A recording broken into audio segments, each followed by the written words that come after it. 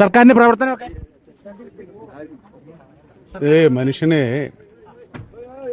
ഭക്ഷണം, വസ്ത്രം, പാർപ്പിടം, ഇതാണ് നമുക്ക് പ്രാഥമികമായിട്ട് ആവശ്യമുള്ളത്.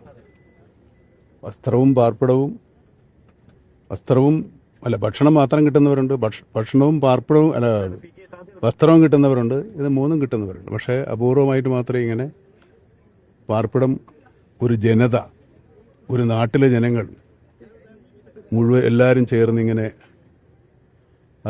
നിരാശ്രയരായ ഇങ്ങനെ ഒരു ലാഭത്ത് സംഭവിച്ച ആളുകൾക്ക് വേണ്ടി സംഭാവന ചെയ്തുണ്ടാക്കി ഇത് ജനങ്ങളുടേതാണ്. അപ്പോൾ നമ്മുടെ ജനങ്ങളുടെ മനസ്സാണ് ഈ കാണുന്നത്. കേരളത്തിലെ ജനങ്ങളിൽ നിന്ന് പിരിച്ച കാശാണല്ലോ സർക്കാർ കൊടുക്കുന്നത്. ജനങ്ങൾ അല്ല, അത് നമുക്കറിയില്ല. ജനങ്ങൾ ഇത് നമ്മൾ കൊടുത്തതാണ്, നമ്മുടേതാണ്.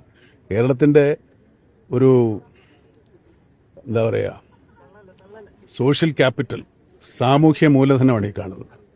നമ്മുടെ മറ്റുള്ളവരോടുള്ള അനുതാപവും സഹതാപവും ഉണ്ടെന്നുള്ളത് കേരളത്തിലാണ് ഏറ്റവും കൂടുതൽ സോഷ്യൽ ക്യാപിറ്റൽ ഉള്ളത്. അതിൻ്റെ ഏറ്റവും വലിയ ഉദാഹരണമാണ്.